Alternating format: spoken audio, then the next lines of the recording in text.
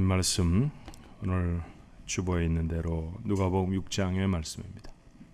신약성경 누가복음 6장 1절로 5절까지의 말씀입니다. 안식일에 예수께서 밀밭 사이로 지나실새 제자들이 이삭을 잘라 손으로 비비어 먹으니 어떤 바리새인들이 말하되 어찌하여 안식일에 하지 못할 일을 하느냐.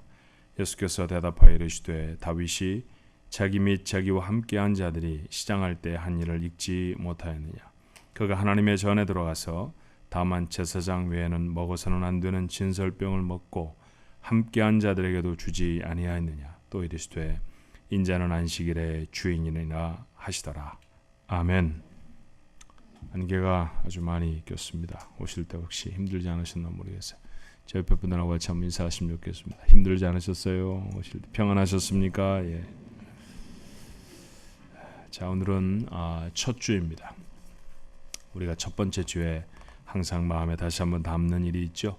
우리 교회는 이런 교회가 되었으면 좋겠습니다 라고 하나님을 향한 기도의 제목인데 사명선언입니다. 자, 화면에 나와 있는 대로 우리 같이 한번 마음에 담아 읽어볼까요?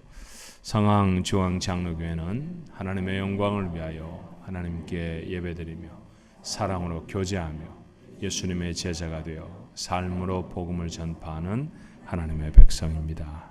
아멘. 이 일이 우리 삶을 통해서 이루어지기를 주님의 이름으로 축원합니다. 오랜만에 누가복음으로 다시 돌아왔습니다. 한 달여 만에 돌아온 것 같아요. 자, 많이 잊어버리셨죠? 그래서 그동안의 이야기를 누가의 기록 순서로 잠깐 좀 돌아보아야 할 것 같습니다. 주님을 세상에 소개할 자, 세례 요한이었죠. 그의 탄생으로 누가복음을 시작합니다. 그리고 마침내 주님의 탄생에 대해 기록하죠. 그리고 그 주님의 탄생에 관련된 사람들에 대한 매우 디테일한 기록들을 우리가 또 볼 수 있었습니다. 어린 시절의 주님에 대한 기록도 다른 복음서와는 달리 누가복음에만 나타납니다. 주님의 공생애가 시작되죠. 30세쯤이었다고 기록했어요. 세례를 받으시자마자 광야로 나가 시험을 당하십니다. 시험 가운데 살아가는 인생들에게 교훈과 도움이 되시려고 하신 일이었습니다. 그리고 우리가 너무나도 잘 아는 갈릴리 호수에서 베드로를 부르시는 장면도 기억을 합니다. 주님의 사역의 시작은 나사렛, 당신의 고향이었죠. 그곳에 회당에서 이사야서 61장의 말씀으로 설교를 하심으로 시작을 하셨습니다. 문둥병자와 중풍병자 그리고 여러 가지 많은 병자들을 종일토록 고쳐주셨습니다. 자, 이런 일들이 있었다고 하면 감사와 찬탄이 쏟아지고 이곳저곳에서 그 주님 모셔가려고 해야 하지 않을까요?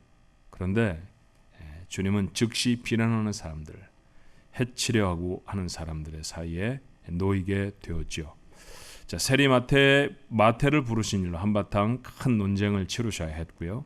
자, 이제 보다 심각한 두 번째 논쟁을 하셔야 했습니다. 오늘 본문의 말씀을 보면 때는 안식일이었다고 했어요. 밀밭 사이로 가던 제자들이 이삭을 비벼 먹었습니다. 단박에 바리새인들의 비난이 날아듭니다. 누가복음 6장 2절의 말씀에 오늘 본문 말씀이었죠. 어떤 바리새인들이 말하되 어찌하여 안식일에 하지 못할 일을 하느냐. 우리 같으면 어떻게 비난해야 맞습니까? 이 이야기 읽으면 읽을수록 웃음이 나요. 자, 사람들이 안식일에 밀밭 사이를 지나가면서 밀을 따서 막 손으로 비벼서 먹었죠. 그러면 만약 그 사람들을 비난한다고 하면 뭐라고 얘기해야 합니까? 밭주인한테 허락도 안 받고 마음대로 먹으면 됩니까? 이런 게 비난이어야지. 오늘 왜 그런 일을 합니까? 라는 게 비난이었다는 게 정말 재밌는 얘기예요. 자, 안식일이었기 때문에 하지 못한다 그런 얘기죠. 안식일에 대한 이야기입니다. 근데 이런 시비는 이번만으로 그치는 게 아니었죠. 자, 5절 다음에 6절부터 시작되는 그 다음의 이야기, 그 다음 사건도 안식일의 회당에서 오른손이 말라버린 병자를 고칠 때 생깁니다. 서기관과 바리새인들은 아예 예수님을 따라다니면서 뭘 하시나, 안식일에 특별히 뭘 하시나 감시하고 있었던 것 같아요. 자, 누가의 기록을 보면 누가복음 6장 7절에 서기관과 바리새인들이 예수를 고발할 증거를 찾으려 하여 안식일에 병을 고치시는가 엿보니 병을 어떻게 고치시는가, 병 고치시고 나서 돈을 얼마나 받는가, 뭐 이런 게 아니라 안식일에 병을 고치는가 고치지 않는가 그곳에 주목하고 있는 사람들입니다. 그런데도 주님은 이 병자를 고쳐주셨어요. 자기들이 많이 보고 있는데도 주님이 안식일에 또다시 병자를 고쳐주셨으니 바리새인과 서기관들은 화가 났을 것입니다. 씩씩거리면서 예수를 어떻게 할까 의논했다고 누가는 적었지만 마태의 같은 사건에 대한 기록은 심각합니다. 마태복음 12장 14절의 말씀에 보니까 바리새인들이 나가서 어떻게 하여 예수를 죽일까 의논하거늘 이 일로 바리새 사람들은 예수님을 죽이고 싶었습니다. 안식일에 대한 시비는 끊임없이 계속되어져요. 자, 누가의 기록만 보아도 누가복음 13장에 보면 안식일에 18년 된 병자를 고치셨고 회당장은 불같이 노했습니다. 누가복음 14장에도 아예 바리새인의 지도자의 집에서 수종병 든 사람을 고쳐주셨죠. 이 일도 그 모인 사람들 속에서는 큰 논쟁거리가 되어졌다는 사실을 누가 기록하고 있어요. 도대체 안식일이 뭔데 유대인들은 그걸 어겼다고 주님을 죽이겠다고 했고요. 주님은 그런 도전을 한두 번 당하시는 것도 아닌데 계속해서 왜 안식일에 이런 일을 하고 계실까요? 이른바 안식일 논쟁입니다.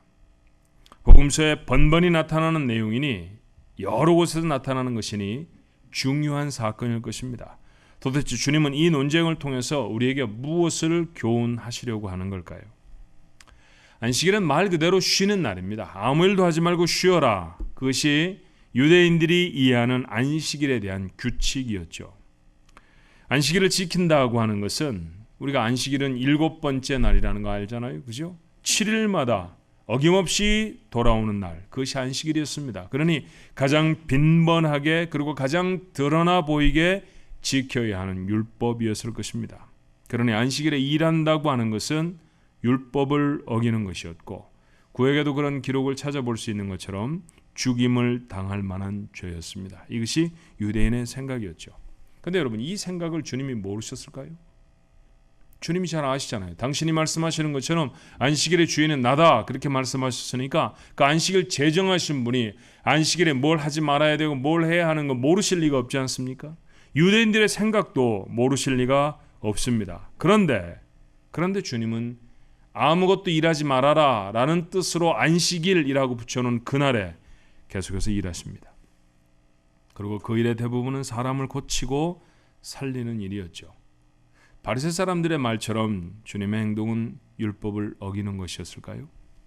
자, 안식일이라고 하는 안식일에 뭘 하면 되고 안 하면 뭘 안 해야 되고 또 안식일은 오늘날이 주일이니까 우리는 어떤 자세로 예배를 드려야 되고 이 얘기는 제가 여러 번 드렸던 것 같아요. 그래서 오늘은 조금 다른 방향에서 이 말씀이 담고 있는 더 풍성하고 더 깊이 있는 의미를 좀 찾아보기를 원합니다. 자, 좀 넓혀보면 안식일을 지킨다라고 하는 것은 율법을 지킨다라는 것이죠. 그 율법에 매여 있던 유대인들의 모습 그리고 그것을 도전하시는 주님의 모습을 통해서 이 사건이 우리에게 주는 교훈을 살펴보면 좋겠어요. 자, 여러분에게 한번 여쭤보십시다. 자, 이런 논쟁이 생기는 것은 결국 율법 지킨다 안 지킨다 이런 얘기 아니에요, 그죠? 율법은 지켜야 하는 겁니까? 지키지 말아야 하는 겁니까? 율법을 지키는 것은 잘못된 것입니까?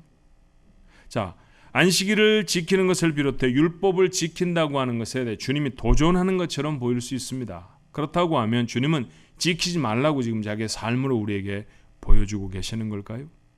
그렇지 않아요. 왜냐하면 주님은 단 한 번도 율법을 지키지 말아라 라고 말씀하신 적이 없기 때문입니다. 도리어 율법에 대한 주님의 가르치심을 마태는 이렇게 전합니다. 마태복음 5장 17절에 나는 주님이시죠. 율법이나 선지자를 폐하러 온 줄로 생각하지 말라. 폐하러 온 것이 아니요 완전하게 하려 함이라.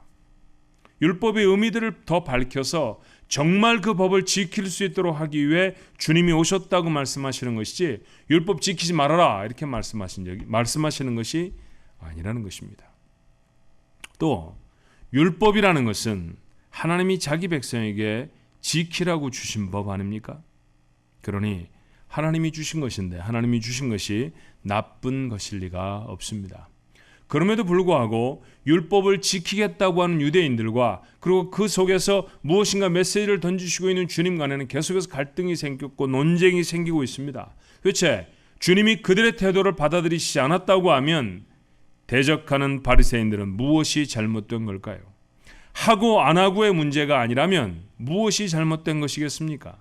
그것은 순서가 잘못됐다라는 것을 지적하고 계시는 것입니다. 자, 본문의 말씀을 볼까요? 제자들이 시장했습니다. 율법은 동네를 지나가는 나그네가 굳이 그 밭주인의 허락을 구하지 않아도 얼마간의 이삭은 따먹어서 배고픔을 면할 수 있도록 허락하고 있습니다. 그러니 따먹는 자체가 율법을 어긴 것은 아니에요. 주님은 이 사건을 비난하는 바리새인들에게 다윗의 예를 들어서 대답하십니다. 여러분 아시죠? 그가 사울을 피해서 도망갈 곳이 제사장의 집밖에 없어서 그곳으로 내려갔습니다. 그와 그를 따르는 무리들이 굉장히 배가 고팠죠. 그런데 아무것도 먹을 것을 줄 수 없었던 제사장이 제사장 밖에는 먹을 수 없는 떡, 구약성경은 것을 진설병이라고 했습니다. 하나님 앞에 진설해 놓은 떡이다라는 뜻이죠. 그 떡을 다윗에게 주었습니다. 이것이 하나님의 벌을 받지도 않았고 율법을 어기는 것이라고 누구에게 비난받지도 않아서 아무런 문제도 되지 않았다는 사실을 성경의 밝은 바리새 사람들이 몰랐을 리가 없죠. 주님의 논리는 아주 간단했습니다. 먼저 기력을 회복하고 난 다음에서야 하나님의 법을 지킬 수 있다는 것이죠. 자, 다음에 이어지는 사건도 마찬가지였어요. 회당에 들어가 보시니 손이 말라버린 사람이 있었습니다. 표현만으로 보아도 심각한 병이라는 사실을 단박에 알 수 있지 않습니까? 어쩌면 그는 이 병 때문에 죽을지도 모릅니다. 그런 병자에게 시급한 것은 아무 일도 안 하면서 죽어가며 안식일을 지키는 것이 아니라 뭐라도 해서 고침을 받아야 한다는 것이 주님의 말씀이죠. 주님이 그들에게 던지신 반문은 의미심장한 것이었어요. 누가복음 6장 9절의 말씀에 보니까 예수께서 그들에게 이르시되 내가 너희에게 묻노니 안식일에 선을 행하는 것과 악을 행하는 것, 아무것도 하지 않는 것은 도리어 악을 행하는 것이라고 말씀하시죠. 생명을 구하는 것과 죽이는 것, 어느 것이 옳으냐라고 질문하십니다. 아무런 반론을 내지 않은 것으로 보아서 율법의 한 조항을 지켜내는 것보다 생명을 구하는 것이 보다 옳다라고 하는 사실을 바리새인들도 서기관들도 알았던 것 같아요. 들으시건 듣고 계신데 무슨 말인지 잘 모르시겠죠? 복잡해서. 자, 주님이 이 사건을 통해서 우리에게 전하시는 메시지를 간추려 말하면 뭡니까? 율법이 먼저냐 아니면 은혜가 먼저냐라는 것이죠. 다른 말로 하자면 살려주는 것을 먼저 해야 되느냐 아니면 하는 것 보아서 살려줘야 하느냐라는 말씀이에요.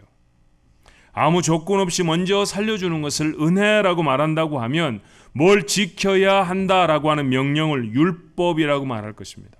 신약 성경을 읽다 보면 이 은혜와 율법 사이에 긴장이 있죠. 사실은 우리의 삶에도 이 긴장이 있답니다. 이 어렵고 큰 주제를 좀 쉽게 이해하려고 하면 제가 종종 드는 비유를 드는 게 참 좋아요. 보물이 가득 묻혀진 곳이 있습니다. 그리고 그 보물이 묻혀진 곳까지 가는 지도가 있습니다. 그런 지도는 무슨 지도라고 말합니까? 승현 형제 자매가 아니라 오랜만에 방학 돼서 올라왔는데 뭐라고 그러죠? 보물지도라고 말합니다. 보물지도. 하나씩 있었으면 좋겠죠. 남편의 마음을 점령할 수 있는 보물지도가 있으면 얼마나 좋을까요? 아이들의 마음을 독수리처럼 확 움켜쥘 수 있는 보물지도, 그런 거 없을까요? 어디? 어떻든 보물이 숨겨져 있는 지도가 있습니다. 근데 그 지도를 누군가에게 주었어요. 근데 이 사람에게 문제가 있네요. 뭐냐 하면 소경, 앞을 보지 못하는 사람입니다. 앞을 보지 못하는 사람에게 보물이 숨겨져 있는 곳이 그려진 지도가 주어졌습니다. 여러분 잘 따라오셔야 돼요. 이 소경이 가장 먼저 해야 할 일은 뭡니까? 지도를 보는 일입니까? 눈이 고쳐지는 것입니까? 어떻게 해야 됩니까? 눈이 고쳐져야지요. 눈을 떠야 볼 것 아닙니까? 눈 뜨기 전에는 아무리 보물 아니라 우한 것이 묻혀져 있는 지도라 할지라도 그 지도는 이 사람에게는 아무짝에도 쓸모가 없는 것이죠. 눈을 떠야 하는 사람들이 있습니다. 그런데 그 사람들에게 자꾸 보물지도 보라고 하는 것이 유대인이라는 것이죠. 주님은 어떻게 하셨나요? 두말할 것 없이 눈부터 뜨게 하십니다. 그렇다고 하면 눈 뜬 사람이 해야 할 일은 뭘까요? 뭐예요? 지도를 봐야지요. 눈을 떴으면 지도를 봐야 하는 것 아닙니까? 눈 뜨기 전에는 아무리 보라고 해도 볼 수 없었던 지도였지만 눈을 뜨고 난 다음에는 볼 수 있으니 지도를 봐야지요.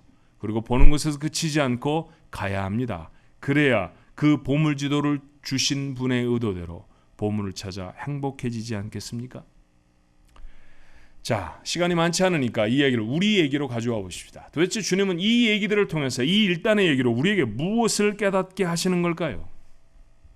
우리에게도 먼저 필요한 것은 은혜라고 하는 사실을 주님은 먼저 말씀하십니다. 우리에게 일어난 구원의 사건을 바울은 이렇게 명확하게 가르쳐요. 에베소 2장 1절에 그는 허물과 죄로 죽었던 너희를 살리셨도다. 영어 성경으로 봐도 한국 성경으로 봐도 여러분 성경에는 히브리 말, 헬라어 이런 건 적혀져 있지 않을 터이니까 그 고대 언어는 차치하고서라도 어떤 버전으로 봐도 이것은 과거 시제입니다. 죽어버렸던 자들입니다. 여러분 죽을 뻔했던 것과 죽은 것하고는 다르죠. 그렇죠? 죽을 뻔했다는 것은 여전히 살아있었다라는 얘기고요. 죽었다라는 것은 그냥 말 그대로 죽은 것입니다. 그렇죠? 죽었던 사람들이 어떤 모습일까요? 무엇에도 어떤 반응도 가능하지 않은 것. 그게 죽은 사람 아닙니까? 이런 상태라고 하면 그에게 주어지는 어떤 명령도 지킬 수가 없어요. 자, 죽어서 누워있는 시체에게 이렇게 말합니다. 새끼 발가락이라도 좀 움직여봐라. 그러면 내가 살려줄게. 이러면 살려주겠다는 얘기입니까? 안 살려주겠다는 얘기입니까? 이건 살려주겠다는 얘기가 아닙니다. 살아있었던 사람이라고 하면, 그가 중증의 환자라고 하면 혹시 발가락 아니라 뭐라도 움직일 수 있었겠습니다만 이미 생명이 떠나버린 죽은 자라고 하면 아무것도 반응할 수 없어요. 바울은 우리에게 죽어버렸던 자라고 말합니다. 그러니 어떤 명령이 그 앞에 주어져도 지킬 수 없습니다. 가능하지 않은 얘기예요. 그래서 하나님이 하신 일은 무엇이었습니까? 무조건 살리시는 것이었습니다. 그러고 나야 발가락은 움직이든지 달려가든지 할 것 아닙니까? 우리는 그렇게 무조건 우리를 살려주신 하나님의 사건을 뭐라고 부릅니까? 은혜, 그렇게 불러요. 은혜입니다. 하나님이 그렇게 우리를 살려주시면 우리에게 돌아오는 영적 감각들이 있죠. 가장 중요한 것은 두 가지입니다. 첫 번째는 예수님이 구주로 믿어지기 시작하는 것이죠. 전에는 나하고 아무 상관이 없었어요. 예수라는 이름이 있지, 그 정도였습니다만 내가 영적으로 살아나고 난 다음에는 그분이 나의 구주가 되시는 것이죠. 그냥 지저스가 아니라 my savior, 나의 구주가 되시는 것이죠. 그리고 두 번째는 우리가 죄인이라고 하는 사실이 분명해집니다.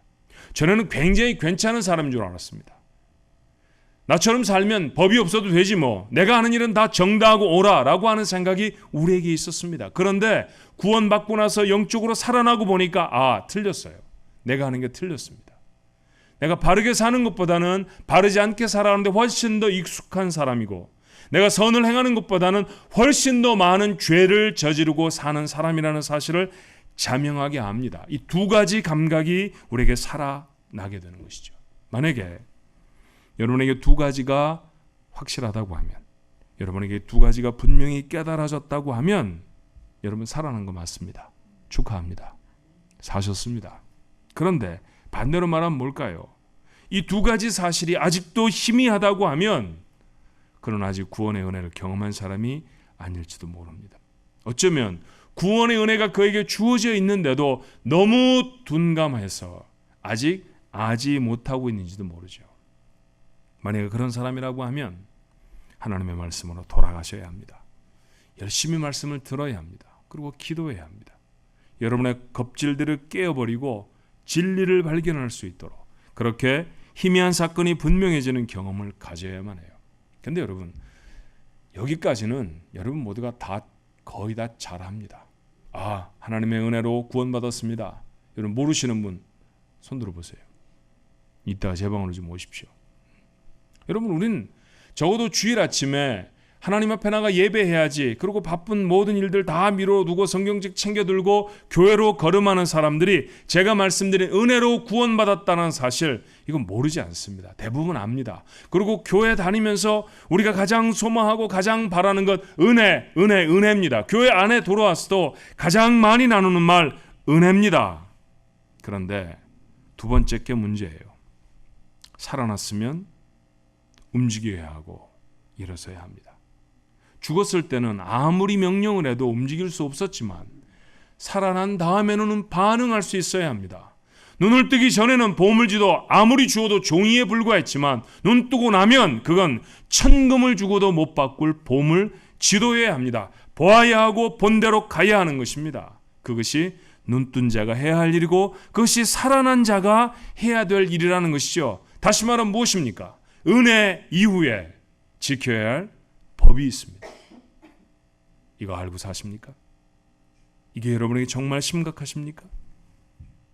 여러분, 율법이라고 하는 단어는 구약의 용어가 아닙니다.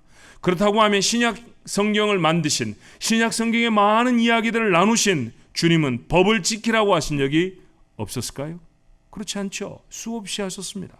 자, 요한복음 13장 34절의 말씀에 보니까 새 계명을 너희에게 주노니 서로 사랑하라. 내가 너희를 사랑한 것 같이 너희도 서로 사랑하라. 계명과 율법이 도대체 뭐가 다릅니까?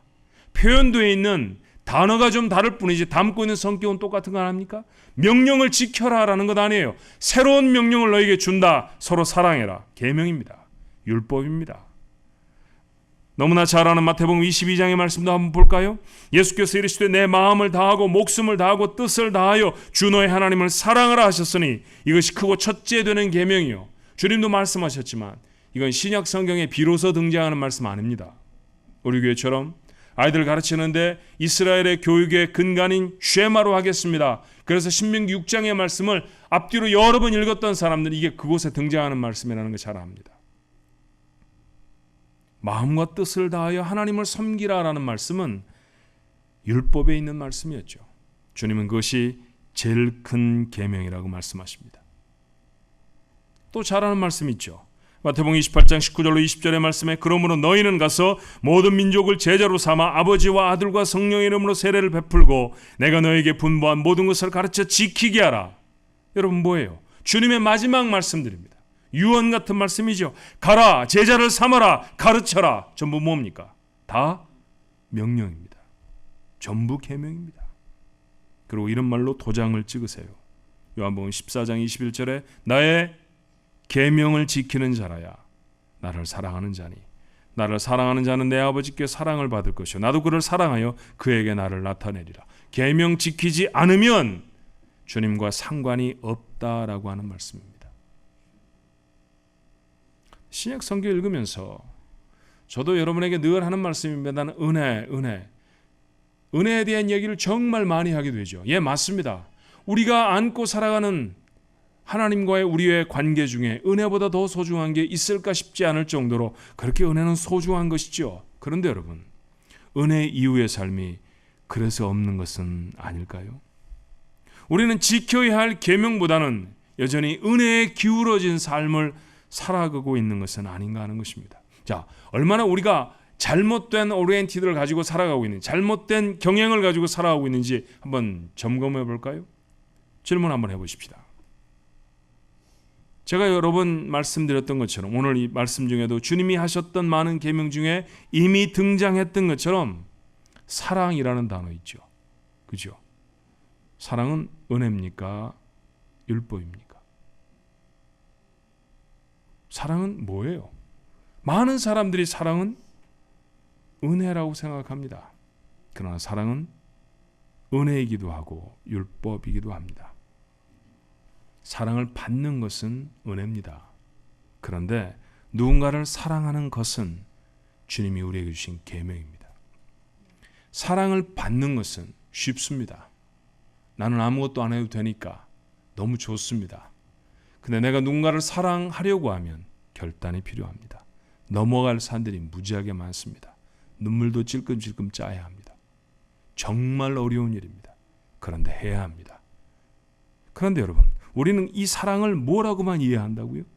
은혜라고만 이해합니다. 그것은 받기만 하겠다는 얘기죠. 이것은 사랑이 아닙니다. 이런 걸 보고 욕심이라고 말하죠. 아시는 바와 같이 욕심은 죄입니다. 우리는 이렇게 행함의 결단을 유보함으로써 우리에게 베풀어진 은혜조차 죄로 만들어 버리는 사람들은 아닙니까? 사랑이 하나님이 선포하실 때는 은혜인데 우리에게 와 있으면 죄가 되어버리는 경우가 너무 많다는 것이죠. 얼마 전에 묵상했던 유다의 질타를 기억하시나요?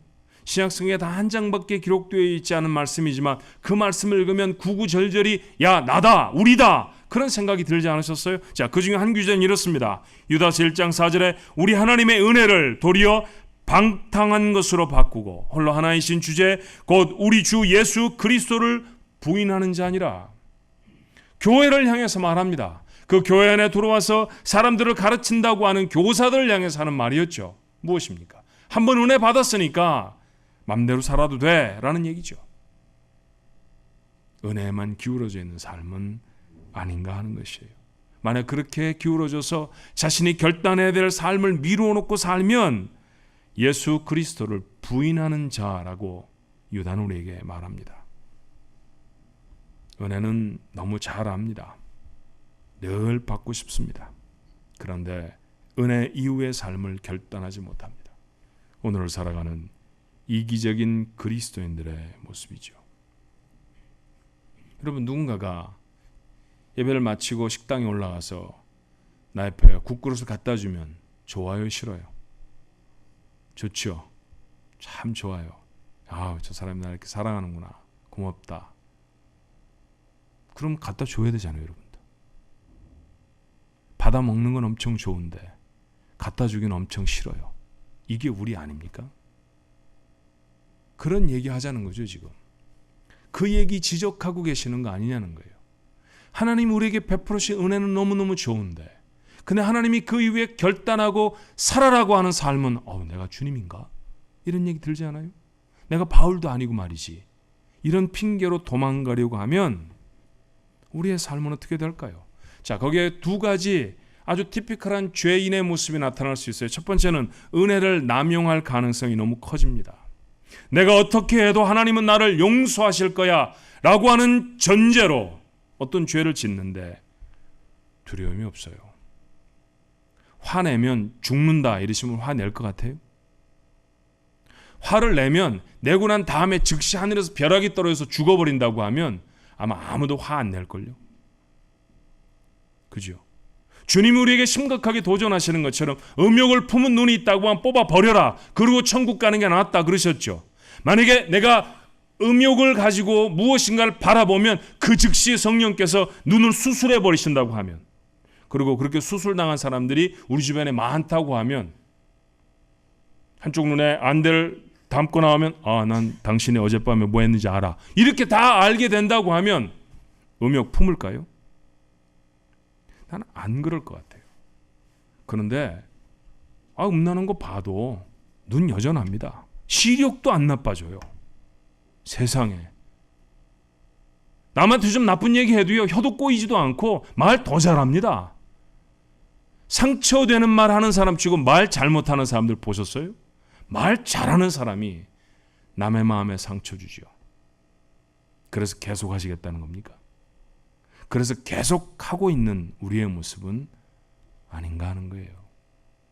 분명히 은혜는 받았는데 은혜 위에 결단해야 할 삶이 우리에게 없다고 하면 무엇하고 있는 거라고요? 은혜를 남용하고 있는 거죠. 내가 이런 말 해도 주님 용서해 주실 거야. 내가 이런 생각 담아도 회개하면 되지 뭐. 이게 전제가 되어져서 여전히 슬쩍슬쩍 죄 짓고 살아가는 삶이라고 하면 이건 문제가 있지 않습니까? 오스트레일리아에 한 감옥이 있는데 섬 하나가 감옥이라고 그래요. 고립되어진 섬이죠. 그곳에 가두어진 중죄인들은 탈출할 방법이 없습니다. 정말 고통스럽게 살죠. 그런데 그곳에서 한 무기수가 동료 죄수를 살해하는 일이 생겼어요. 그 죄수를 시드니로 소환을 해서 재판이 진행이 되어졌습니다. 그런데 검사가 아무리 물어봐도 범죄의 동기를 찾을 수가 없습니다. 이렇게 물어본 거죠. 왜 그 사람을 죽였습니까? 반성하는 빚도 없고 무슨 내가 무엇 때문에 그랬습니다라고 하는 얘기도 없어요. 자, 그가 했던 말은 이런 것이었습니다. 저는요, 그 섬에 사는 게 너무 힘들었습니다. 갇혀있고 고립되어 있다는 거에 죽을 만큼 괴로웠어요. 어떻든 저는 도시로 나오고 싶었습니다. 그럼 차라리 자살을 하지요. 그랬더니 그가 한 말이 이런 거였죠. 저는 캐톨릭 신자입니다. 자살하면 지옥 갑니다. 그래서 누군가를 죽이고 만약 그 죽인 죄로 제가 다시 시드니로 불려워져서 그곳에서 재판을 하게 되고 만약 제게 사형언도가 내린다고 해도 그 사형언도 집행 전에는 신부를 만나게 해줄 것입니다. 그리고 신부에게 고해성사를 하면 하나님 다 용서해 주실 거예요. 그래서 죽였습니다. 여러분, 이게 말이 안 되는데 이런 짓을 하고 사는 사람들이 있다는 사실은 우리에게 뭘 시사합니까? 여전히 우리의 삶 속에도 이와 같은 은혜의 남용이 크고 작은 사건으로 일어나고 있는 것 아닌가 하는 것이죠. 바울도 잘 알았던 것 같습니다. 그래서 그는 이렇게 우리에게 도전하죠. 로마서 6장 1절에 그런즉 우리가 무슨 말을 하리요? 은혜를 더하게 하려고 죄에 거하겠느냐? 답을 해보십시오. 바울의 질문을 받으셨으면 여러분이 대답하셔야 하지 않겠습니까? 그런즉 우리가 무슨 말을 하리요? 은혜를 더하게 하려고 죄에 거하겠느냐? 바울은 2절에 대답합니다. 그럴 수 없느니라. 죄에 대하여 죽은 우리가 어찌 그 가운데 더 살리요? 그럴 수 없습니다. 은혜를 받은 사람이라고 하면 하나님의 법이 생명처럼 지켜져야 하는 줄로 믿습니다. 또 하나, 은혜에만 머물러 있으면 결코 잘하지 않아요. 하나님은 늘 우리에게 은혜를 주시죠. 오해하지 마십시오. 이전으로 돌아가면 또 은혜 받기 전에 삶으로 돌아가면 또 사죄의 은혜를 주시겠다, 그런 의미 아닙니다. 새 생명과 능력을 주었으니 주의 법을 지키며 살라고 하는 하나님의 뜻의 다름이 아니지요.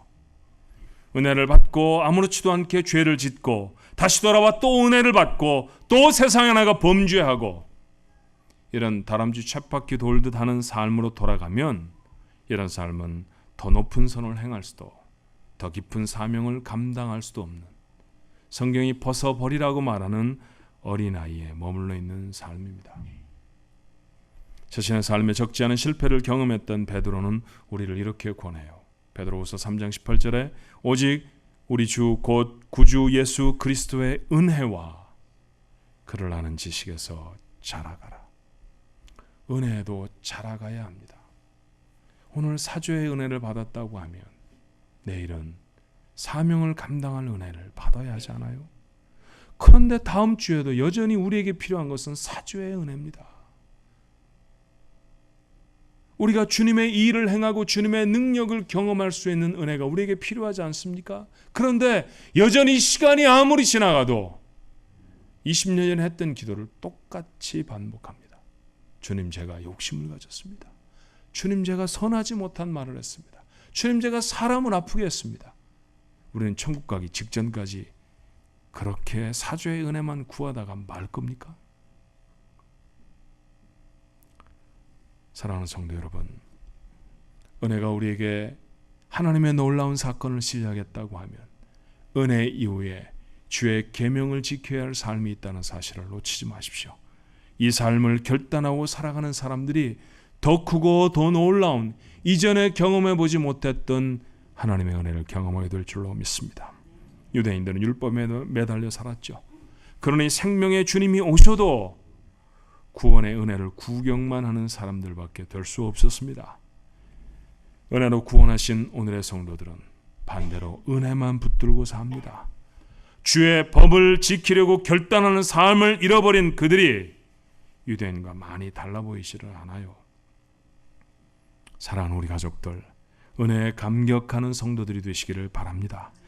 그리고 그 감격으로 생명을 걸고 주님의 계명을 지키십시오. 하지 말아야 할 것이 있다고 하면 주의 말씀처럼 눈알을 파내고 손을 잘라내는 심정으로 내려놓아야 합니다. 해야 할 것이 있다고 하면 심장에 흐르는 피처럼 담으십시오. 그게 진짜 은혜를 받은 사람들의 모습입니다. 우리의 되어져야 할 모습일 줄로 믿습니다. 기도하십시다. 세상에서 할 수 있는 말 중에 은혜를 받았습니다 라고 하는 말보다 더 아름다운 말은 없습니다. 그런데 오늘 말씀을 열고 보니 세상에서 가장 위험한 말 중에 하나는 은혜를 받았습니다 라는 말일 수 있다라고 하는 생각이 듭니다. 은혜를 받았다고 해서 그래서 우리의 삶에 또 다른 은혜를 기대하며 함부로 살아갔던 모습은 얼마나 많은지요. 성경이 기록하고 있는 범죄에 대한 심판들이 고스란히 즉시 우리에게 임한다고 하면 이 자리에 서서 예배할 수 있는 사람은 아마 한 사람도 없을 것입니다. 하나님, 그렇게 우리는 여전히 은혜를 받고 또 죄짓고 다시 은혜를 받고 또 나가 죄짓고, 그래서 주님, 우리는 사명을 행하지도 못하고 하나님이 보이시는 은혜의 시면 저 넓은 지평을 바라볼 수도 없습니다. 하나님, 오늘 이 시간에 오늘 이 말씀을 나눈 사랑하는 성도들이 마음에 결단하게 하여 주시옵소서. 안식일에 밀 잘라 먹는다고, 안식일에 병자를 고쳤다고 비난하는 바리새인과 저희가 도대체 무엇이 다릅니까? 하나에만 붙들려 살아간다고 하면 구주가 오셔도 보지 못했던 저 미련한 모습이, 은혜를 경험했다고 하는 저희들도 이후의 삶을 결단하지 못한다고 하면 바리새인보다 나을 게 조금도 없습니다. 오늘 저희들의 삶이 달라지게 하여 주옵소서. 은혜를 경험한 사람이라고 하면 은혜 이후에 우리의 삶에 주께서 주신 율법, 그 계명을 생명을 걸고 지키려는 다짐이 있게 하여 주시옵소서. 그렇게 걸음을 내디딜 때, 그렇게 용감하게 주의 명령을 감당할 때 이전에 경험해보지 못했던 또 다른 은혜와 또 다른 축복들이 저희 것 되어지도록 역사해 주시옵소서. 예수님 이름으로 간절히 기도하옵나이다. 아멘.